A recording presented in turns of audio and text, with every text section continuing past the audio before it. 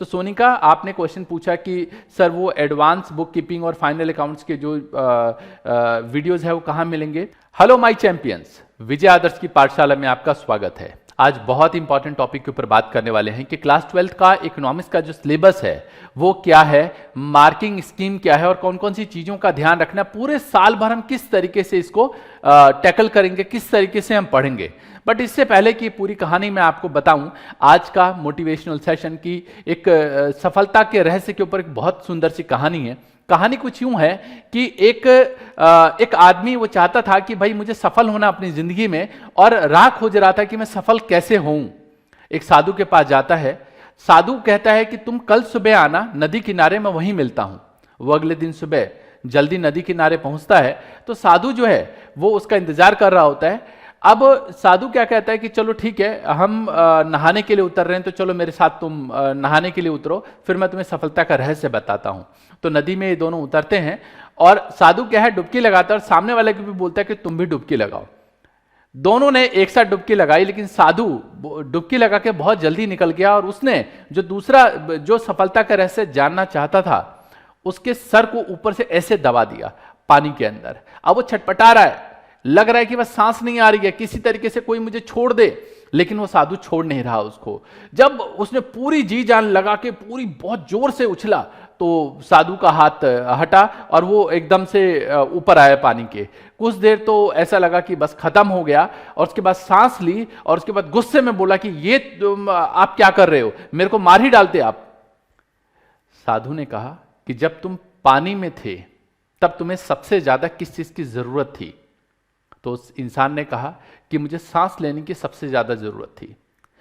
तो साधु ने कहा कि वो जो तीव्र इच्छा तुम्हारे को सांस लेने की थी, और जितनी कोशिश और जितनी शिद्दत से तुमने अपने आप को पानी से बाहर निकालने में लगाया, उतनी ही शिद्दत किसी भी चीज में सफल होने के लिए करना पड़ता है। जी हां माय डियर, आपको बता दूं कि अगर आप भी चाहते हो कि मुझे 90 प्लस स्कोर करना है, जैसा आप सभी ने मुझसे वादा किया है कि 90 प्लस स्कोर करना है, तो उसी मुताबिक आपको काम करना पड़ेगा, उसी मुताबिक आपको पढ़ना पड़ेगा। आप में से बहुत सारे बच्चे, कल जब मैंने बात की तो उन्होंने रजिस्टर भी सुंदर सुंदर बना लिया और उधर 90 प्लस करके टारगेट भी लिख दिया, लेकिन ये टारगेट तभी कंप्लीट होगा जब अपनी बात पे उसी तीव्र इच्छा के साथ लगे रहोगे कि हाँ मुझे पढ़ना है। डेली रेगुलर क्लास लोगे, टाइम पे क्लास लोगे, जो काम दिया जाएगा उसको करोगे और मेरी बात को फॉलो करोगे। चलिए आगे की चर्चा करते हैं।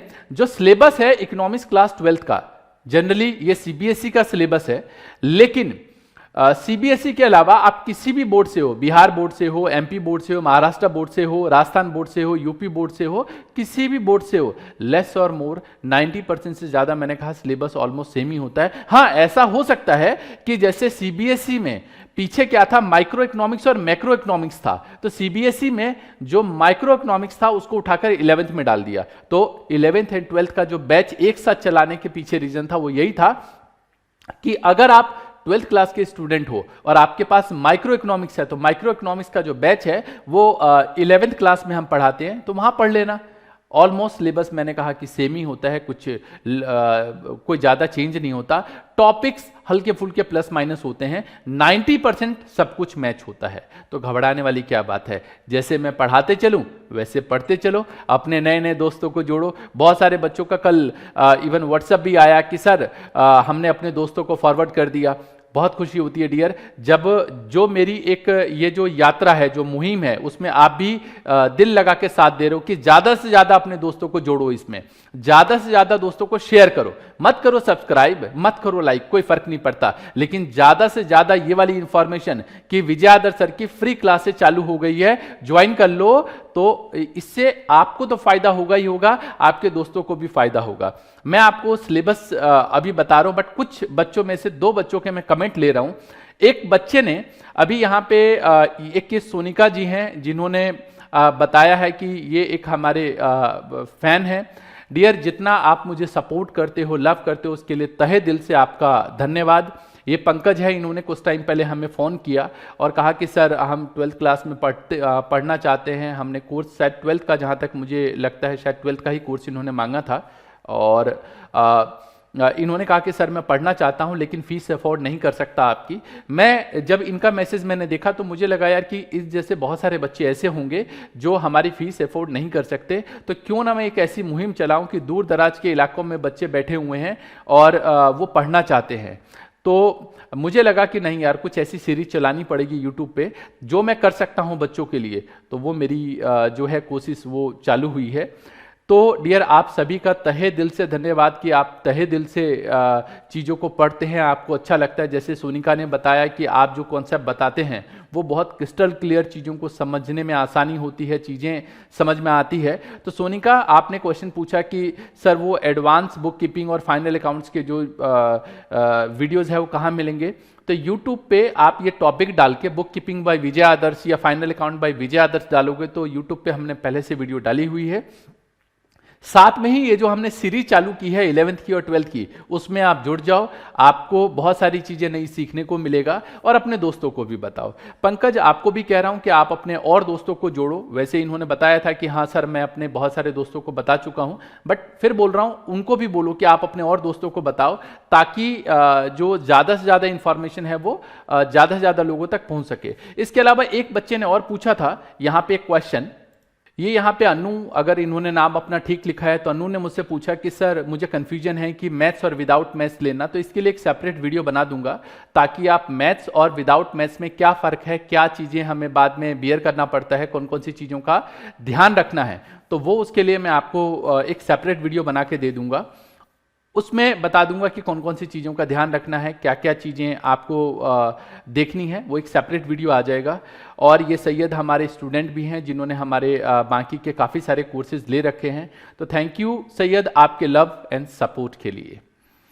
चलिए जो इकोनॉमिक्स का सिलेबस है उसकी चर्चा कर ली जाए। जो पार्ट ए का मैक्रो इकोनॉमिक्स है, point be noted, macro economics काफी कॉन्सेप्चुअल है और इसको हल्के में मत लेना, काफी कॉन्सेप्चुअल है, बहुत सारी चीजें बहुत डेप्थ में समझने वाली है, मजा आएगा। और सबसे मजे वाली बात बताऊं, इनकम टैक्स जो नेशनल इनकम होता है, नेशनल इनकम बच्चों को बहुत मुश्किल लगता है, लेकिन मैं प्रॉमिस करता हूं कि नेशनल इनकम सबसे आसान बना दूंगा तुम्हारे लिए, ये मेरा वादा है। बाकी चैप्टर तो बनाऊंगा ही, लेकिन ये चैप्टर उससे भी आसान बना दूंगा। क्वेश्चंस, जो प्रैक्टिकल क्वेश्चंस होते हैं, चुटकियों में निकालोगे तुम, सीरियसली बहुत मजा आएगा तुमको पढ़ने में। तो जो मैक्रो इकोनॉमिक्स है वो जितना ही टफ है उतना ही आसान है, तब जब समझ में आ जाए, और वो मैं समझाऊंगा आपको। साथ में जो इंडियन इकोनॉमिक्स है, ये हो सकता है कि आप में से बहुत सारे बच्चे जिन्होंने 11th में पढ़ा हो, तो अगर 12th में आपका माइक्रो इको हो तो वो 11th में हमने शिफ्ट कर देते, 11th वाले बैच के साथ जुड़ जाना, इससे फर्क नहीं पड़ता कि वो 11th का है 12th का कोर्स का तो होगा ही आपका। इंडियन इकोनॉमिक्स डेवलपमेंट जो है वो वैसे तो थ्योरेटिकल पार्ट है, लेकिन समझने वाला है, बहुत इंटरेस्टिंग है। तो इसको भी बहुत इंटरेस्टिंग तरीके से हम पढ़ाते हैं, बहुत सारी कहानियों के माध्यम से, बहुत सारे कार्टून्स के माध्यम से। तो पीछे अगर आपने कोई वीडियो देखी होगी तो देखा होगा, बात करूंगा जब हम आगे आगे चलेंगे। ये जो मैक्रो इकोनॉमिक्स है इसमें 1 से लेकर 12 तक के चैप्टर्स हैं, और ये जो इकोनॉमिक डेवलपमेंट है, इंडियन इकोनॉमिक डेवलपमेंट, इसमें भी 1 से लेकर 13 तक के चैप्टर्स हैं। अब एक बात और बता दूं, हो सकता है कि आप में से कुछ बच्चे इंग्लिश मीडियम के हों, कुछ बच्चे यहाँ पे हिंदी मीडियम के हों। अब मैं आपको बताऊं यहाँ पे कि बहुत सारे बच्चे मुझे कहते हैं सर कि ये ना कन्फ्यूजन होती है। माय डियर, जनरली मैं जो वर्ड इस्तेमाल करता हूँ वो इंग्लिश में करता हूँ, और जितने भी बच्चे जो हिंदी मीडियम के हैं, बता दूँ आगे चलकर जो इकोनॉमिक्स है वो बहुत टिपिकल हो जाती है जब आपको इंग्लिश मीडियम में ही पढ़ना पड़ता है। तो बेहतर है कि डियर इंग्लिश मीडियम का जो शब्द है उसको आप पिक करना चालू करो।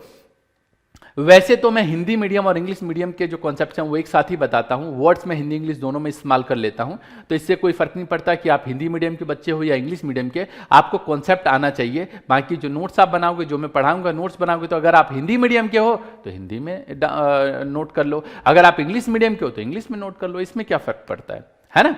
तो चलो 1 से लेकर 12 तक के चैप्टर इसमें है, 1 से लेकर 13 तक के चैप्टर इसमें। जरा एक बार शॉर्ट में जल्दी जल्दी देख लेते हैं कि क्या क्या है इसके अंदर हमारे पास।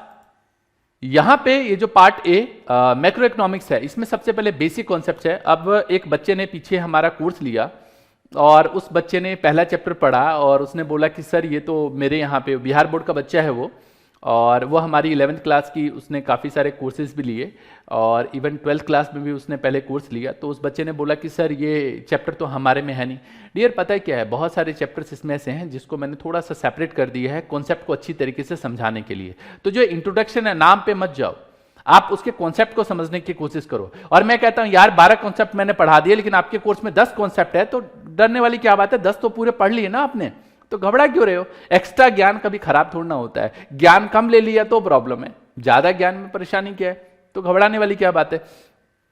जो पहला है वो मैक्रो इकोनॉमिक्स क्या चीज होती है, बेसिक कॉन्सेप्ट है, वो बात करूंगा। फिर कुछ बेसिक कॉन्सेप्ट मैक्रो इकोनॉमिक्स की थोड़ा सा और उसमें एडवांस चीजें हैं उसके ऊपर बात करेंगे। हम बात करेंगे national income and related aggregates, जहां पे सबसे ज्यादा बच्चों को परेशानी होती है, मैंने कहा सबसे आसान बनाऊंगा। इसके बाद इसमें कैलकुलेशन है कि न्यूमेरिकल क्वेश्चन जो एग्जाम में आता ही आता है, वो मैं आपको यहां पे पढ़ाऊंगा बहुत इजी, बहुत ही आसान तरीके से।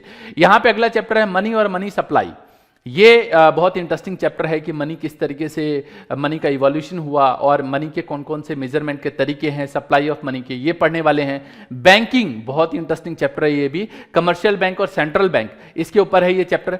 यहाँ पे फिर नेक्स्ट चैप्टर है हमारे पास एग्रीगेट डिमांड और इसके कॉन्सेप्ट्स, और इससे जो अगला चैप्टर है 8 नंबर शॉर्ट रन इक्विलिब्रियम, इसमें से इंपॉर्टेंट चैप्टर है और एग्जाम में क्वेश्चन आता है। तो इस चैप्टर को बहुत ध्यान से, बहुत अच्छी तरीके से हम लोग करने वाले हैं। अगला जो चैप्टर है वो है डेफिसिट डिमांड और excess demand. Next one chapter जो है वो है गवर्नमेंट बजट, उसके बाद फॉरेन एक्सचेंज रेट और बैलेंस ऑफ पेमेंट। अच्छा, कुछ बच्चे मुझे कह रहे थे, कईयों ने मुझे मैसेज भी किया कि सर वो जो पीछे आपने अकाउंट्स का सिलेबस लिखवाया क्या लिखना है। हाँ डियर, वो कहना मैं भूल गया था, लेकिन बता दूं ये जो मैंने सिलेबस आपको बता रहा हूं अभी समझ लो, बट वीडियो दोबारा चला के पॉज करके रजिस्टर पे नोट कर लेना ये चैप्टर्स के नाम, बताऊंगा इसका बहुत बड़ा रोल है। तो ये चैप्टर्स के नाम नोट कर लेना, जो जो बता रहा हूं मैं आपको, सिलेबस इंफॉर्मेशन जरूर लिखना है। जैसे कई बार रजिस्टर के पहले पेज को आप छोड़ देते हो ना, तो उसको इस्तेमाल करो कि ये जो सिलेबस इंफॉर्मेशन है उसको लिखने के लिए बहुत यूज होना है इसका आगे चल के। ये हो गया जी 12 तक के चैप्टर। इसके बाद पार्ट बी में, जी हाँ पार्ट बी में जो इंडियन इकोनॉमिक डेवलपमेंट है उसमें पहला चैप्टर है कि भाई जो इंडियन इकोनॉमी थी वो इंडिपेंडेंस के टाइम पे कैसी थी। फिर 5 इयर्स प्लान, इंपॉर्टेंट चैप्टर, इसमें से भी एग्जाम में आता ही आता है। फिर एग्रीकल्चर के क्या फीचर्स रही हैं, प्रॉब्लम्स क्या हैं, पॉलिसीज क्या हैं, जिसको बोलते हो आप लोग भाई कृषि की विशेषताएं, समस्याएं और नीतियां।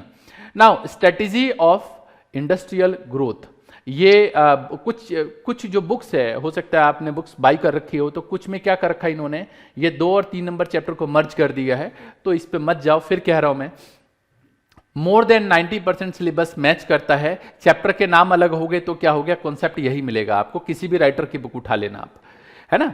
Next one is India's foreign trade, कि इंडिया का जो फॉरेन ट्रेड है वो कैसा था और कैसा है, कैसा चल रहा है।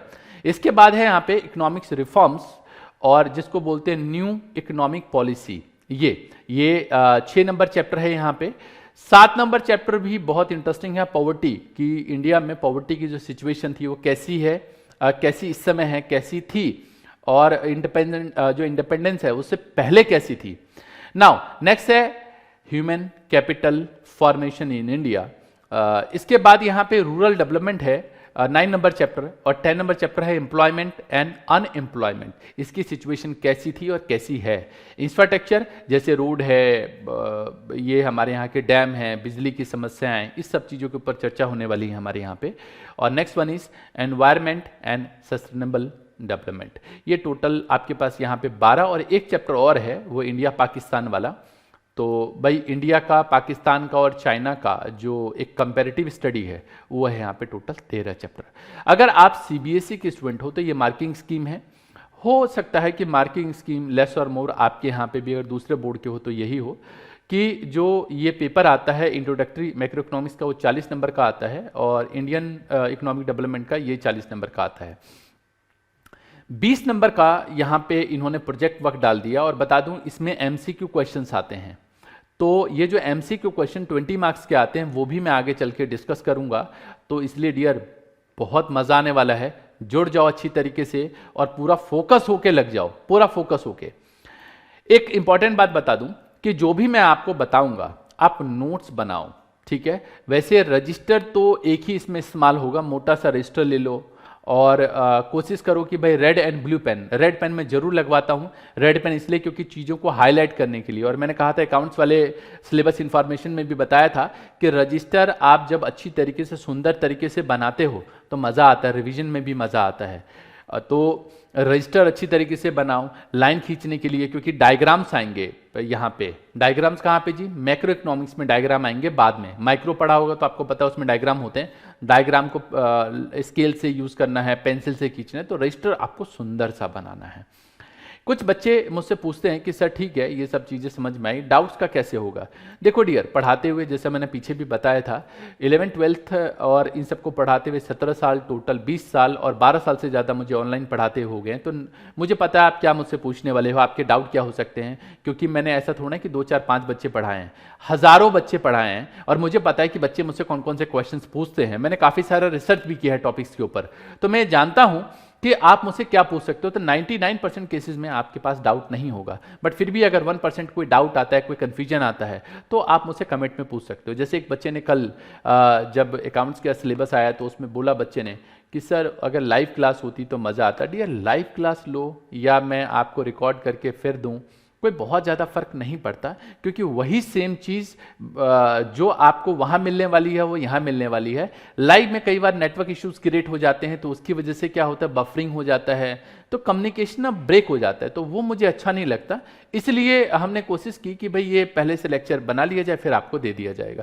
कोई फर्क नहीं आएगा यार, बातचीत तो हम कर ही रहे हैं ना। मैं अभी बोल रहा हूँ, आप कमेंट में मुझसे बातचीत करोगे, मज़ा तो आ ही रहा है ना। जो भी आज मैं आपको पढ़ाऊंगा, जैसे एक लेक्चर लिया हमने, उसमें जो भी कंफ्यूजन है आप नीचे कमेंट में पूछो। अगली क्लास जब हमारी होगी तो जो पिछली क्लास का जो भी आपने डाउट पूछा होगा अगली क्लास में डिस्कस कर देंगे। जैसे आज भी आपने देखा कि जो कमेंट थे, मैंने कुछ कमेंट लिए, उसके जवाब दिए आपको, है ना। तो मेरी कोशिश रहेगी कि इसी तरीके से आपको जवाब दे दिया जाए वीडियो में ही, ताकि ऐसा ना लगे कि मैं आपसे दूर बैठा हूं, ऐसा लगे कि बिल्कुल पास में बैठ के पढ़ा रहा हूं, है ना। तो एक बार बता दो, मजा आ गया? गुड, मजा आ गया। नाउ टाइमिंग की बात करूं यहां पे, तो जो क्लास 12th है इसकी जो टाइमिंग है पहले ही बता चुका हूं। अगर आप कॉमर्स के स्टूडेंट हैं, वैसे आर्ट्स में भी इकोनॉमिक्स होती है, तो जो आपके आर्ट्स वाले दोस्त हैं ना उनको भी भेज दो, क्योंकि आर्ट्स के भी बहुत सारे बच्चे हैं जिनके पास इकोनॉमिक्स होती है। बट अगर आप कॉमर्स के स्टूडेंट हैं तो अकाउंट्स की जो टाइमिंग है वो 7:30 बजे, इकोनॉमिक्स की भी टाइमिंग 7:30 बजे है। एक दिन अकाउंट्स की क्लास होगी, एक दिन इकोनॉमिक्स की क्लास होगी, बता चुका हूं मैं आपको। जैसे मंडे हम अकाउंट्स पढ़ेंगे तो ट्यूसडे इकोनॉमिक्स पढ़ेंगे, फिर अगले दिन अकाउंट, फिर अगले दिन इको, मतलब MWF में अकाउंट पढ़ेंगे, TTS में इकोनॉमिक्स पढ़ेंगे। कब तक? अभी से लेकर फाइनल एग्जाम तक, मैं प्रॉमिस कर चुका हूं आपको। बट अपना प्रॉमिस मत भूलना, इस बात का ध्यान रखना, है ना। नहीं तो ये तो एक तरीके से यूं समझो कि मुझे आज भी याद है, मेरे गुरु ने एक बहुत प्यारी सी बात बोली थी कि जो प्रॉमिसेस होते हैं ना वो तोड़ने नहीं चाहिए। इससे क्या होता है, विश्वास टूटता है, और जब किसी का विश्वास टूटता है ना तो बहुत ज्यादा दुख होता है। तो किसी का विश्वास मत तोड़ना, प्रॉमिस मत तोड़ना, ठीक है। कुछ बच्चे मुझे कहते हैं कि सर जो बुक्स है वो कौन सी ले? जो भी बुक्स आपको अच्छी लगती है आप वो बुक्स ले सकते हो। वैसे मार्केट में कई सारी बुक्स आती हैं, बट मैं पर्सनली रिकमेंड करता हूं कि संदीप गर्ग, वैसे तो TR जैन, VK ओरी की भी किताब आती है, बट संदीप गर्ग की एक बुक आती है, अच्छी बुक है, रिकमेंड करता हूं। वैसे अगर आपके पास कोई भी बुक है आप उस बुक से पढ़ सकते हो, और मैं जनरली बुक से नहीं पढ़ाता, मेरे खुद के नोट्स हैं, तो जो भी मेरे नोट्स होंगे मैं उसी से पढ़ाऊंगा। आपको कैसे मिलेंगे नोट्स? जो मैं पढ़ाऊंगा उसको वीडियो पॉज करके नोट कर लेना। अच्छा, वैसे अगर नोट ना कर पाओ, वैसे जो थ्योरेटिकल क्वेश्चंस होते हैं और प्रैक्टिकल क्वेश्चंस होते हैं उसका मैं डाउनलोड लिंक दे दूंगा, क्वेश्चंस का, MCQ क्वेश्चन का, एक्स्ट्रा क्वेश्चंस का डाउनलोड लिंक दे दूंगा वीडियो के नीचे। हर वीडियो में कमेंट, वो जो डिस्क्रिप्शन होता है तो वहां से जाके आप डाउनलोड कर लेना, बता दूंगा हर वीडियो में कि कैसे आपको ये मिलेगा, ठीक है जी।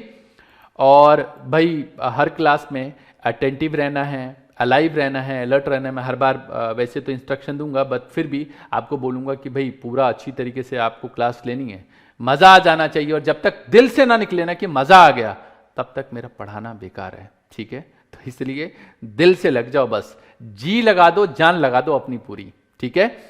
मैं हमेशा कहता हूं कि जितना कठिन संघर्ष होगा जीत उतनी शानदार होगी। जी हां, जितनी मेहनत करोगे ना, याद करो वो दिन जब मेहनत खूब करते हो और जब रिजल्ट आता है ना तब कितनी खुशी होती है, कितना मजा आता है, क्या चेहरे पे चमक होती है।